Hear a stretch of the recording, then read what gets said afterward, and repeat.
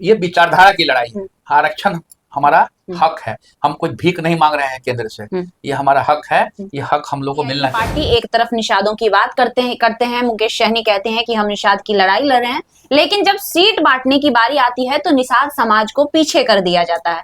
लोकसभा चुनाव में भी एक भी निषाद समाज को सीट नहीं मिल हम लोग चाहते तो लोकसभा में भी बीजेपी हम लोग को अच्छा सीट दे रही थी। अच्छा, लेकिन आरक्षण नहीं दे रही थी। ऑफर आ रहे थे वीआईपी को, आज भी ऑफर है, आज भी ऑफर आरक्षण जो है हमारा, जिस तरह से दिल्ली में बंगाल में निषादों को आरक्षण दिया गया है, उसी तरह से बिहार में, झारखंड में, उत्तर प्रदेश में हम आरक्षण की मांग करते हैं। और अंबेडकर साहब का अपमान करने के बराबर हुआ कि अंबेडकर साहब ने जो हक दिया, अधिकार दिया निषादों का, उस अधिकार को भी जो है भारतीय जनता पार्टी अपने साथ उसको कुचल देना चाहती है। अब देख ही रहे हैं, आज अगर हम बीजेपी से समझौता कर लें, हमारे आदरणीय नेता, तो आज भारत सरकार के मंत्री बना देगा बीजेपी, आज बना देगा, लेकिन आरक्षण नहीं देगा। तो आज आरक्षण हम लोग भाजपा के छाती में चढ़ के लेंगे, उसकी हम लोग तैयारी कर रहे हैं। 2019 में जितना लोगों ने वोट दिया था, उस 19 के बराबर 2024 में बीजेपी को वोट आया बिहार में?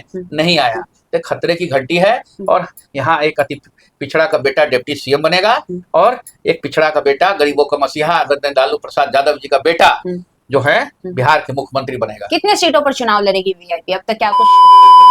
देखिए, बिहार में विधानसभा चुनाव का बिगुल फूंका जा चुका है। लगातार दोनों ही गठबंधन तैयारियों में जुट चुकी है।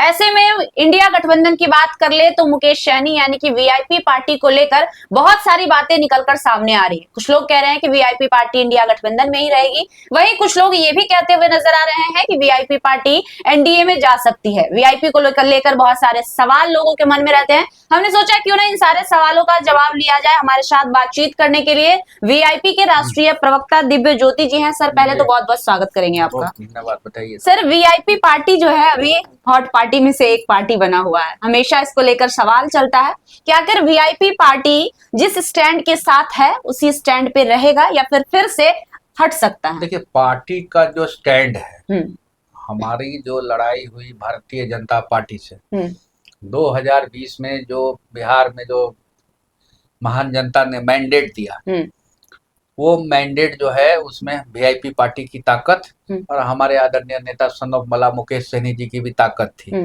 अगर हम लोग उस समय 2020 में एनडीए के साथ नहीं आते और आदरणीय नीतीश कुमार जी इस राज्य के मुख्यमंत्री नहीं होते, क्योंकि आपको डिफरेंस भी पता था कि 12,000 वोट का डिफरेंस था। बिल्कुल, बहुत लाखों करोड़ों का डिफरेंस नहीं था। बिल्कुल।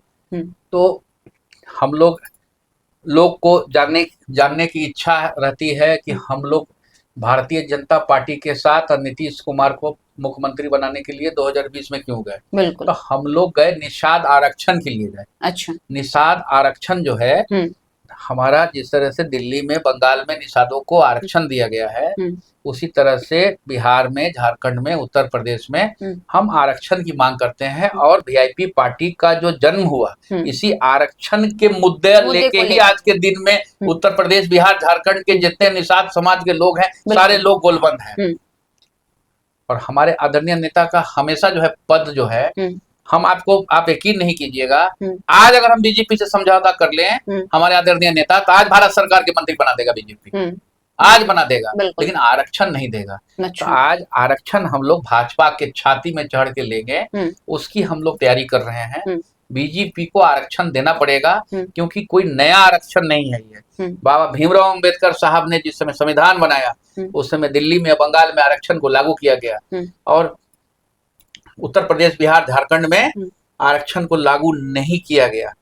तो देश एक, प्रधानमंत्री एक, गृह मंत्री एक, राष्ट्रपति एक, तो आप कैसे आप संविधान को बदल सकते हैं? ये तो बाबा भीमराव अंबेडकर साहब का अपमान करने के बराबर हुआ कि अंबेडकर साहब ने जो हक दिया, अधिकार दिया निषादों का, उस अधिकार को भी जो है भारतीय जनता पार्टी अपने साथ उसको कुचल देना चाहती है। आप देख ही रहे हैं किस तरह से बाबा साहब भीमराव अंबेडकर साहब का आरएसएस के लोग जो है पीछे हंसी मजाक उड़ाता है, बीजेपी का नेता लोग मजाक उड़ाता है, अंबेडकर अंबेडकर बोल के जो है लोग, कुछ बड़े नेता बोल रहे हैं कि अंबेडकर अंबेडकर अंबेडकर एक फैशन हो गया है।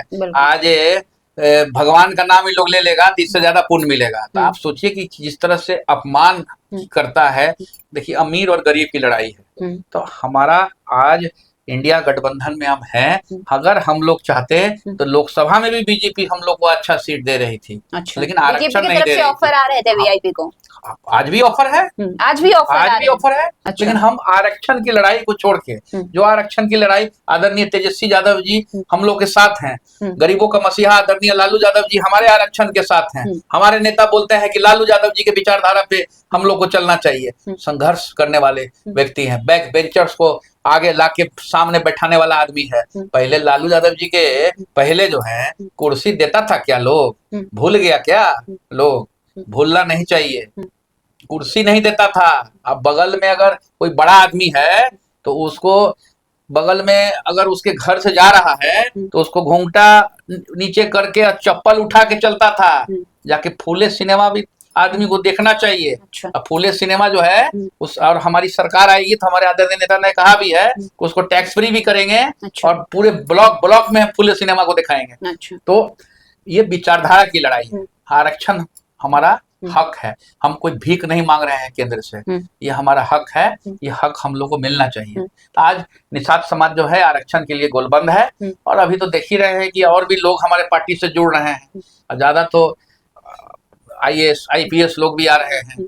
कुछ दिन में उम्मीद करते हैं कि पूरे बिहार भर में 1-1.5 डॉक्टर लोग भी ज्वाइन करने वाला है। हमको जो सूचना मिली है। वीआईपी पार्टी पे एक बहुत बड़ा आरोप लगता है कि वीआईपी पार्टी एक तरफ निषादों की बात करते हैं। मुकेश सहनी कहते हैं कि हम निषाद की लड़ाई लड़ रहे हैं, लेकिन जब सीट बांटने की बारी आती है तो निषाद समाज को पीछे कर दिया जाता है।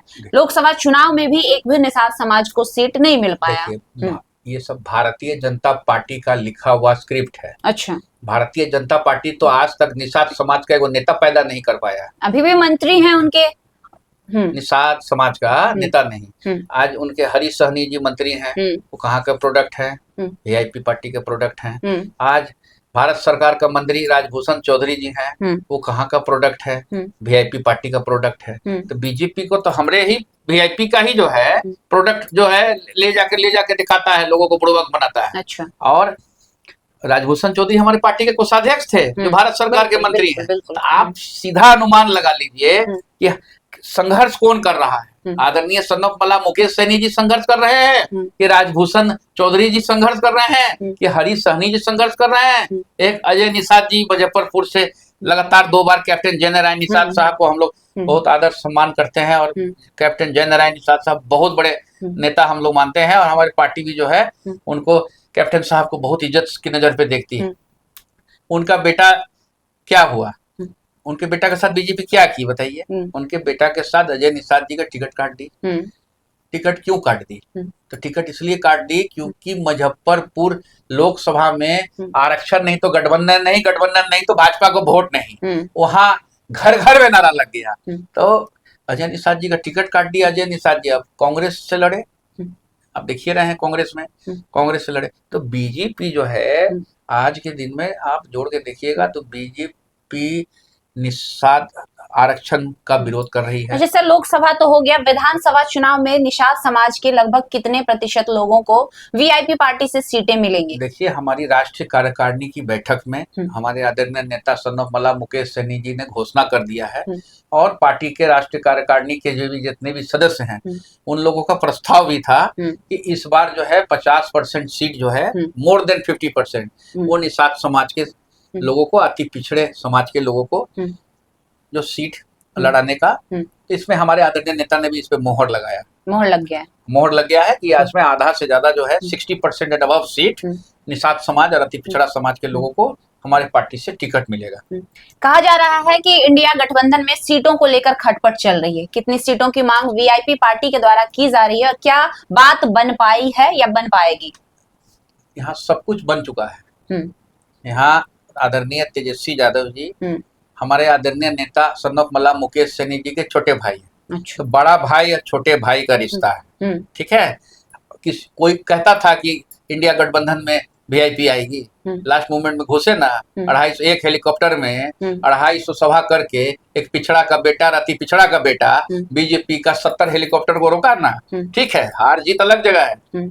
हार जीत अलग जगह है, लेकिन 16 लाख वोट बीजेपी को कम आया कि नहीं ये बताइए। लोकसभा में 16 लाख वोट कम आया, जहां 400 पार 400 पार, इस बार अब की बार 400 पार नारा लग रहा था। बैसाखी में आ गई ना सरकार, ठीक है, यहाँ सीट जो है बहुत कम नॉमिनल मार्जिन से, लेकिन जीत हार का तो मार्जिन में फर्क दिखा ना। लोग तो नाराज हुआ ना बीजेपी से। जो वोट गिरा 2019 में, जितना लोगों ने वोट दिया था, उस 19 के बराबर 2024 में बीजेपी को वोट आया बिहार में? नहीं आया। तो खतरे की घंटी है। और यहाँ एक अति पिछड़ा का बेटा डिप्टी सीएम बनेगा, और एक पिछड़ा का बेटा, गरीबों का मसीहा आदरणीय लालू प्रसाद यादव जी का बेटा जो है बिहार के मुख्यमंत्री बनेगा। कितने सीटों पर चुनाव लड़ेगी वीआईपी? अब तक क्या कुछ? देखिए, हम सीट के बारे में बहुत कंफर्टेबल सीट रहेगा। हमारी राष्ट्रीय कार्यकारिणी की बैठक में हम लोगों ने, हमारे आदरणीय नेता को हम लोगों ने कहा था कि हम लोग को जिसकी जो कर्पूरी ठाकुर जी कहते थे कि जिसकी जितनी संख्या भारी उसको मिले उतनी हिस्सेदारी। तो इस नारा पे हमारी पार्टी चलती है। दिवंगत फूलन देवी जी के विचारधारा पे हमारी पार्टी चलती है। बाबा साहब भीमराव अंबेडकर साहब के विचारधारा पे हमारी पार्टी चलती है। तो आप ये जान लीजिए, बहुत कंफर्टेबल हम आपको इतना कहते हैं कि राष्ट्रीय जनता दल में भी अगर हमारे आदरणीय नेता कहेंगे, आदरणीय तेजस्वी यादव जी को, कि भाई ये आदमी अच्छा है, इसको टिकट दे दीजिए, तो आदरणीय तेजस्वी यादव उसमें भी कंसिडर करेंगे। हम आपको बता दें, मतलब इतनी गहरा रिश्ता जो है, ये रिश्ता नहीं खराब होगा। वो बीजेपी के चाहने पे, बीजेपी के करने से भारतीय जनता पार्टी जो है, आज लोग जान चुका है कि भारतीय जनता पार्टी नहीं है, भारत जलाओ पार्टी है। अच्छा। देश को जो है खत्म करना। आप सीधा बात बोलिए, 2014 का जो महंगाई था, आज हम 24 में है। 2014 में 3000 4000 रुपए महीना कमाने वाले भी लोग जो है अच्छे से अपने बच्चों को पढ़ा लेते थे। किराना भी आ जाता था, गैस भी आ जाता था, चूल्हा भी आ जाता था।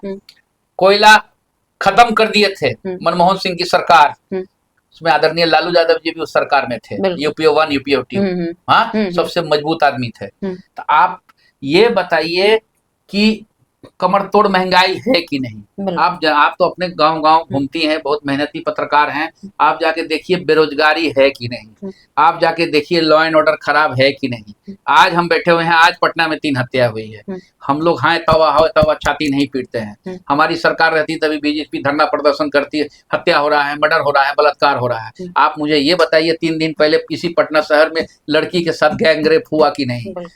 तो जनता थक चुकी है, अब युवा सरकार। एक और सवाल, लोकसभा चुनाव में लीडिंग असेंबली सीट की मैं बात कर रही हूँ कि विधानसभा जो आप, जहाँ पे आपको लीड मिला, हारे जीते मैं उसकी बात नहीं कर रही, जहाँ पे आपको लीड मिला, उस हिसाब से जब देखा जा रहा है तो अभी भी आप जो है एनडीए गठबंधन से पीछे चल रहे हैं। तो कैसे आप इस बात का अंदाजा लगा रहे हैं कि आप बिहार विधानसभा चुनाव जीत जाएंगे? महज 56 सीटों पर आरजेडी को, 56 विधानसभा सीटों पर आरजेडी को लीडिंग मिला, आपके 3 लोकसभा में बात कर ले तो बहुत कम। देखिए, सीधा बात है कि दूल्हा कौन है वो देखता है लोग। शादी ब्याह में जाता है तो दूल्हा को, और जो दुल्हन होती है, जो मतलब दूल्हा दुल्हन जो होता है, उसको देखता है लोग जाके। अच्छा। तो यहाँ तो हम लोग का जो है, लोकसभा में दूल्हे गायब था कि हम लोगों ने कहा, जो बड़ा पार्टी है देश का, हम नाम नहीं लेंगे, आप समझ ही गई होंगे हम किसके बारे में बोल रहे हैं। बिल्कुल। तो वहाँ अगर खड़गे साहब को बना दिया जाता है प्रधानमंत्री को उम्मीदवार, अगर वहाँ राहुल गांधी जी को बना दिया जाता है प्रधानमंत्री को उम्मीदवार, या कोई भी दलित समाज के लोग हों, दलित समाज से महादलित किसी को भी, अति पिछड़ा किसी को भी एक कैंडिडेट बनाया जाता, तो आज 20-25 सीट आपको 30 सीट ज्यादा आता।